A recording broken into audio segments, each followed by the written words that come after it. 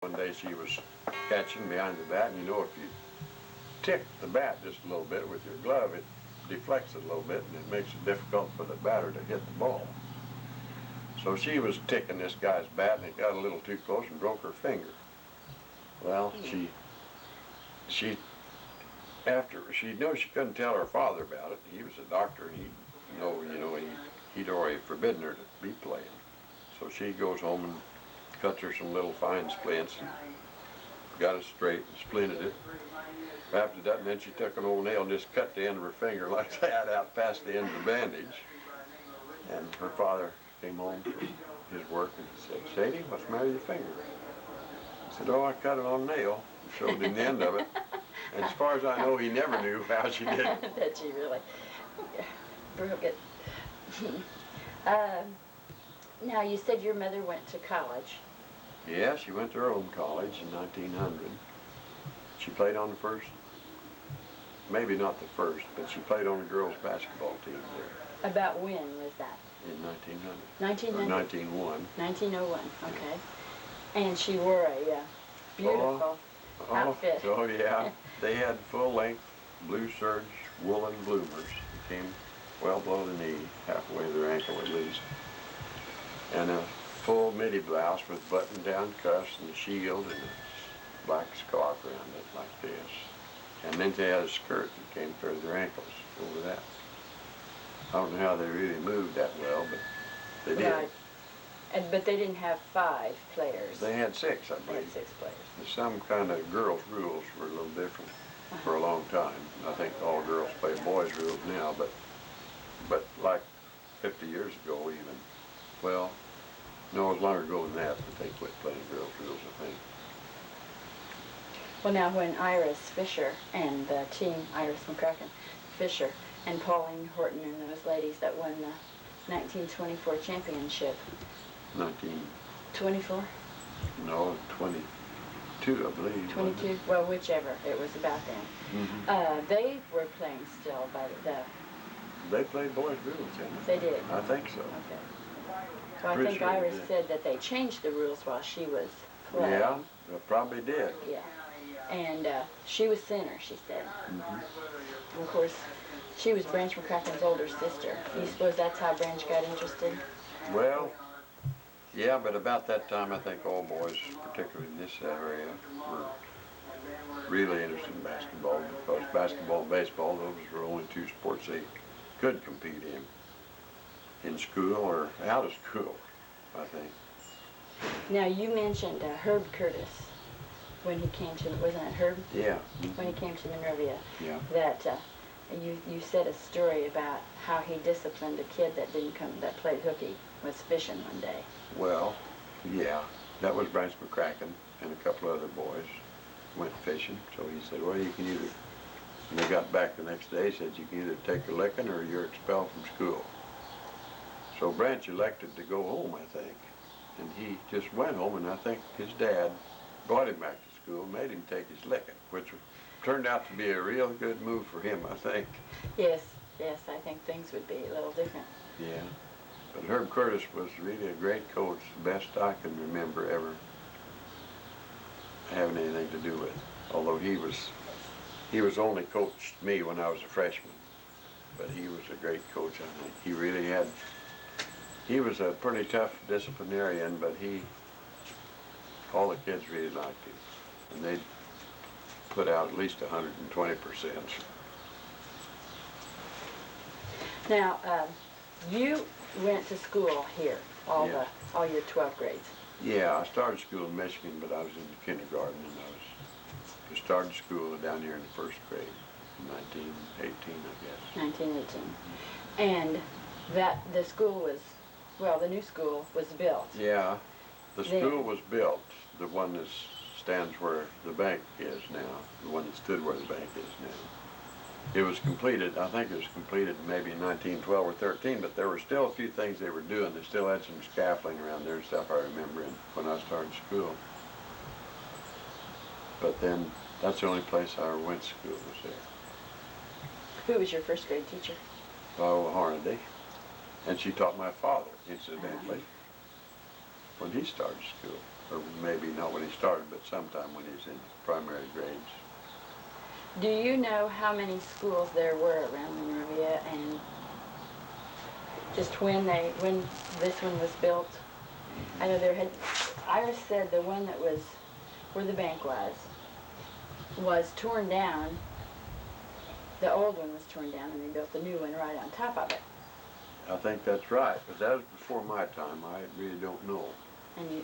Of course, the first school was at the Quakers had out there. It was a Quaker At the school. Quaker church, yeah. They had a school there, and there wasn't any public school around. And that was, I guess, as soon as the Quakers came here, they decided they needed a school. And a lot of other kids that weren't Quakers, of course, went there too. And that was the first school, and they had it there several years before we had a public school. I don't know just how many. Well, I think that the school is celebrating its 100th. The Monrovia School is celebrating its 100th birthday, so it must have started about 1884.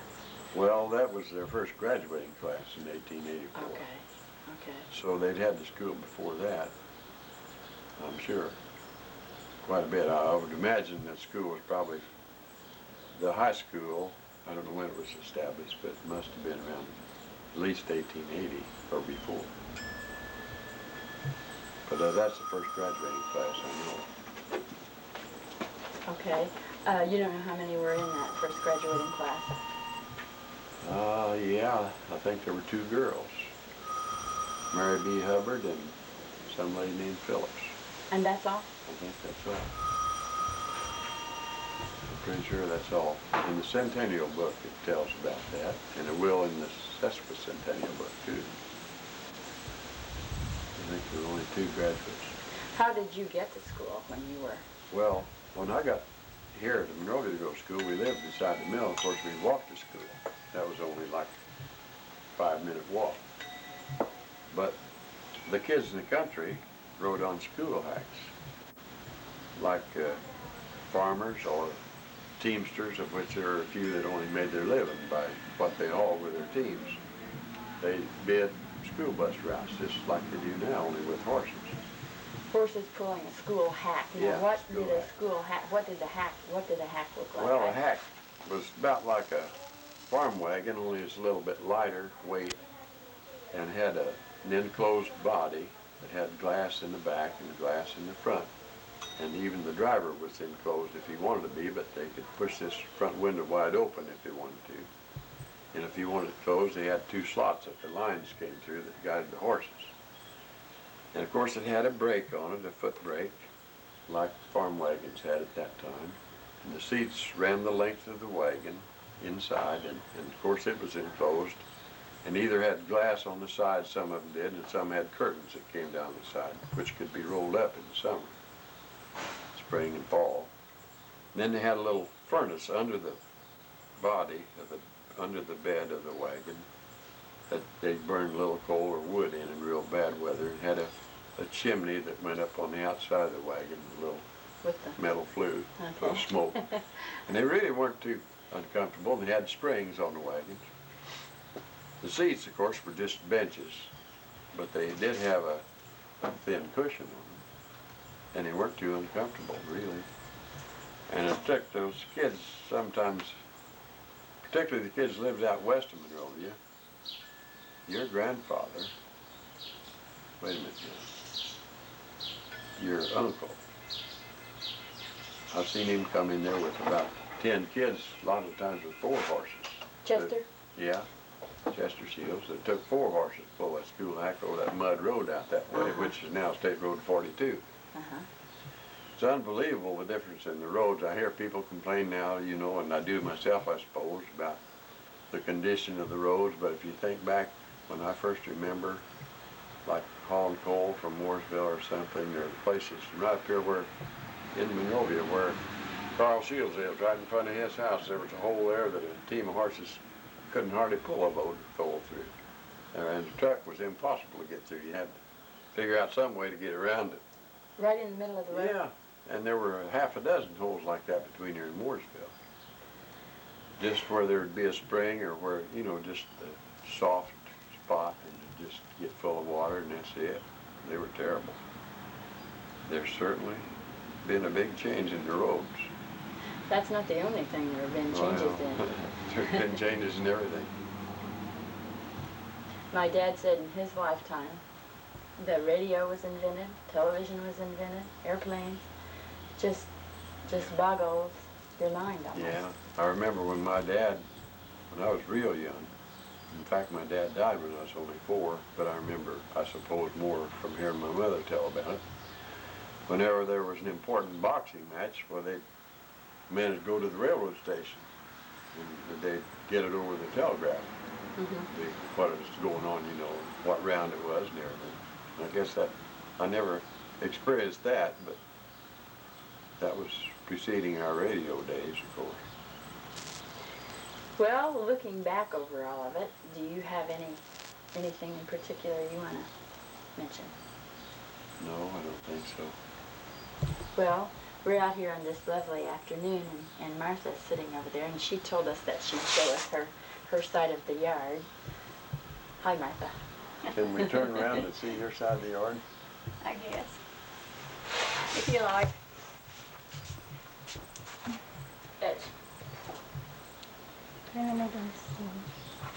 There's my blue spruce tree from Dino, my pine roots from Gordon from Michigan, bittersweet from Lumpkins, and my windmill at pumps water, and that's it. My big rock out here, and you can't see it from there, I don't believe.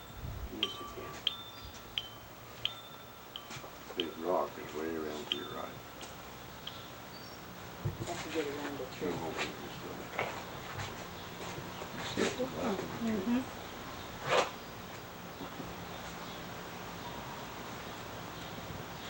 And I guess my rabbit over there from the kids.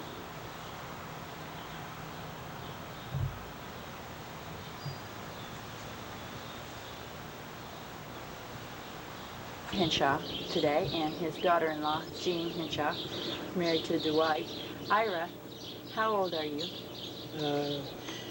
86. 86. When's your birthday? 29th of June, this last June. So is you 86. just were 86. Born in 1898. 1898. And you've lived here all your life? No, we went to Mississippi and lived down there. Went down there in 50, and I lived down there about 7 years. And I came back up to this place here. And we moved from the Lady Painter place. That's over there where the parade is to form. Moved to Mississippi from there. Came back to this place. Okay, you were married to a lady named Helen Allen. Allen. And how long were you married to her? Well, 19 to 77. What'd that be? What year did you get married? 19. 1919? Yeah. Okay. 58 years. Yeah. Jean's our mathematician. Okay, Ira. Now, you went to school. Where did you first start going to school? In Monrovia? At Monrovia. At what building did they have then? Well, it was the building they had before they tore the last one down. Uh-huh. Before they tore the last one down? That's right. Okay. You graduated in what year? 1917. 1917. Okay. And that school building was built in about 1912? That's right. Okay. But you went to the building before? Before that. Okay. What was that building like? Well, it was first built with 4 rooms, 2 upstairs and 2 downstairs. And a few years after that, they put 2 more rooms, one on top of the other, on the west side of it. And I went there in the 8th grade. Started in the other one, 8th grade. Were the teachers, were they tough? Did you learn a lot, or Did you have fun ever? Or? Well, we had old maid teachers. Old maid? Old maid teachers. Uh-huh. They couldn't get married?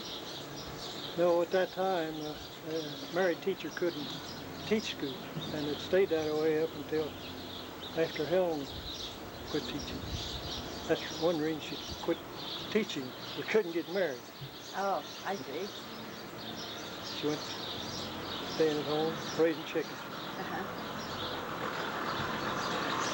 Now, how many kids did you and Helen have? 5 boys. 5 boys. Is Dwight the oldest? Eugene's the Eugene's the oldest. And then? Dwight, Bob, Julia, Paul. Paul's a baby. That's right. Okay. Have you farmed mostly all your life, or tell me about some of the things you've done? Well, first job I ever had, job of herding cows. Roland, Shannon and I were, I'd say 8 or 9 years old. And we would, at that time, there wasn't any milkman coming around. And about everybody in town, in Monrovia, had a cow. Some of them had 2 cows. And we would take those cows out onto the country roads here and herd them. Take them out about 8 o'clock in the morning and take them in about 5 at night, as in the summertime when the grass was good. And every day we'd try to take them out on different roads. We done that, I think, for 2 years. And Roland was a brother of Elizabeth Gray and Marcia Vandenberg. Now, weren't they the Shannon girls? Wasn't their that's maiden right. name Shannon? Yes. Do you remember them? Yes, I Yeah, remember you do, Elizabeth. Elizabeth. Yeah, both of them. Well, they had a sister, Helen, but I think she's dead.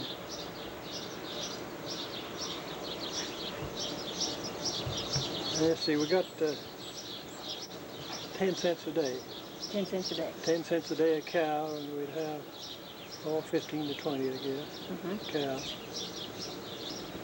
That's where we got our spending money. Uh-huh. And how old were you when you were doing this? About 8. About I 8. think. About 8. Okay. What did you spend your money on? Do you remember? Candy, expect. Candy. Okay, and then you, what else did you played basketball some? Yes. Yeah, I played. Well, I think I told you that. You didn't get that, though, did you? No, we didn't get that yet. I think we got a couple of pictures here of you in your basketball uniform. These are your pictures. Which is mine? These are. Yeah. These are. Yeah. Yeah, I know they are. Yeah. This has got one more in it. You want me to tell them? Sure. Yes. Well. Okay. If we kind of put it like this, we can see it. Okay. Let me get that stuff back out. Okay. This is Wallace Bain here. He was a teacher and coach. And this is Claire Shields, Don Rustin, Raymond Bray, Ira Hinshaw, Paul Allen, and Willis Richardson. And this house here is a house where Lucille Pfeiffer lives now. And we were across the street in that house right across from there. And the ball says MHS 1914. That's right. Now that was the first year I played, and I was in the freshman class at that time. Okay, this is another picture, and it's at the house. That's right. And Dr. Horton lived there then, that's right. That's okay. right. And it's the same people without Willis that sixth Richardson. man. Okay. You can point those out again if you want to. Oh, You're this looking is- at it. Paul Allen, Raymond Ray, Claire Shields, myself, and Don Rustin. And this is their coach, Mr. Bain. Uh-huh. Forget what his first name was. And I had played part of 2 games while I was in the 8th grade. Uh-huh. And in my 4 years that I played on the varsity team, I was never put out on personal files or taken out. Mm-hmm. And I started at the first. Mm-hmm. So I never missed any playing on the varsity team until I got hurt. Playing Martinsville in the old gym. Hurt my eye right up there. I had to take 3 stitches in it. Right Now, there. the old gym was at Martinsville, at Monrovia. I was playing there. In the gym, in the schoolhouse, the basement? That's right. Okay. And they didn't have any boundary lines, just the wall. Just the walls. Right, out of bounds. That's right. Yeah. No, it wasn't any out of bounds until it went out through the doors where you went upstairs Okay. on each end, and the bleachers. And the bleachers. That was the only out of bounds it was. My dad said that you were playing a team one time, and one of the players on the other team was so dirty, they couldn't get him to quit. So they just got him down and sat on him. And then the rest of them went on with the game. Sat on his head. Sat Could on have his head. He told that. Another story he told was about one of your relatives that had a bunch of names. Who was that? Oh, that is the hack that went to Mooresville. Right, the hack that went to That Mooresville. is Daffy Hinshaw. That's what they call him, but I guess his full name was Daffy Randolph Peter Monroe Hinshaw. And he drove the hack. Now, what did the hack take to Mooresville? Well, his people. People. Yeah, he made 2 trips a day, and it's a 2-horse hack. It's just a light wagon, wheeled about, the tires about half as wide as a regular steel tar wagon at that time. And it had a top on it. Mm-hmm. And that's the way people got to Mooresville, to go to Indianapolis. And he'd be over there of an evening when they come back on the interurban. That's when you had the interurban line in. I can remember when they didn't have that, but they had that. The interurban was a train, right? No, It wasn't. no, electric car. Electric Just car. one car Just one car. Okay. And it went from Indianapolis to Martinsville to Martinsville and back again. and back. On tracks or Yeah, on steel tracks? tracks. Steel tracks. So it was like a train, but it was just electric. Electric, that's right. Okay. But it would take, how long do you suppose it would take to get to Mooresville on the hack with 2 horses?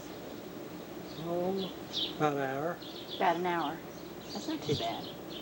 6 miles? 7 miles. 7 miles, right, 7 miles, okay. 6 one way and 7 the other, right? You,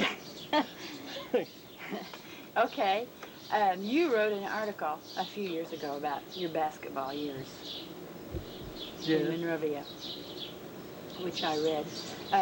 You have anything else to add about the basketball team?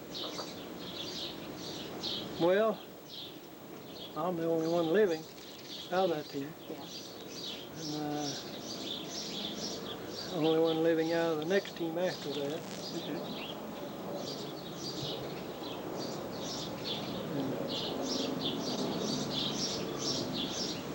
Well, that's about it, I guess. Okay. You taught school? No, didn't teach, only just, well, the way it was, when I taught the steam engine, back in where there was a teacher, and that's what he taught, steam engine, to the physics class. And when I was a freshman, the junior class took it. When I was a sophomore, he came to me one day at noon. I don't know if I would take the junior class in physics and teach them steam engine.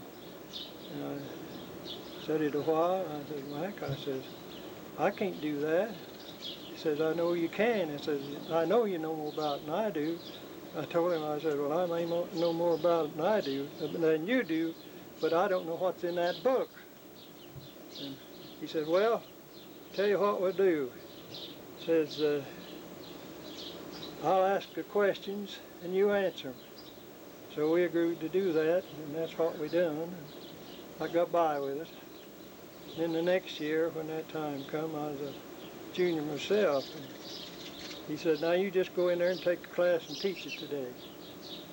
And then next year then, I was a senior, and the class behind me, when they took it, he told me the same thing, and that's what I done. So I taught school and I coached basketball. You coached basketball, okay? And I coached 2 boys that made college basketball coaches, Branch McCracken and Richard Horton. Branch taught at IU, Birch taught over in Illinois someplace. He coached at Martinsville too. Richard did. Yeah, For a while. he taught high school there. Yeah, and coached, didn't he? Yeah. For a while. I remember that when I was a little Yes. kid. And Burchard, of course, was Doc Horton's boy. One of his boys, right? What? Dr. Horton's boy. Yes. Burchard yes. was. And they didn't call me coach, they called me teacher. And every time they see me after that, they call me teacher. But when I start teaching them, that was when I was playing with the second team that I'd played with.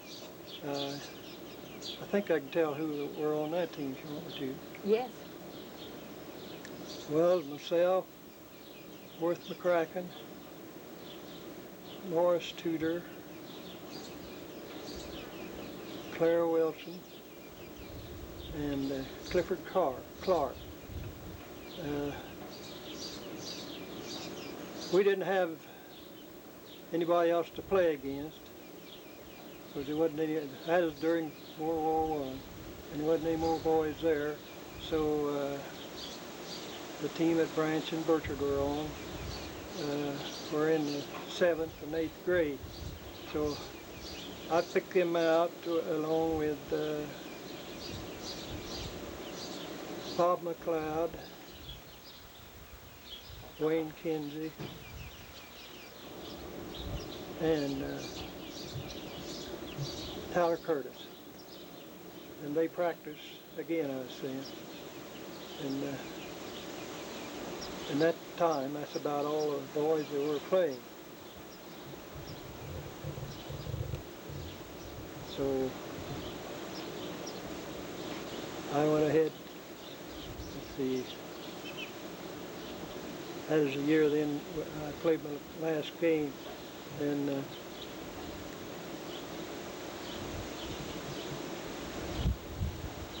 well, let's see, we played the last game of the team I told you just before this team. We played again Martinsville there in the tournament. We'd that year there's Marion County teams and Morgan County teams. Marion County had 8 teams in it, I believe it was, and Morgan County had 6. And we played Martinsville the next to the last game, Friday night we played the last game. Played Martinsville. No, we didn't. I forget just what team we did play Friday night. But Saturday, we drove Martinsville, just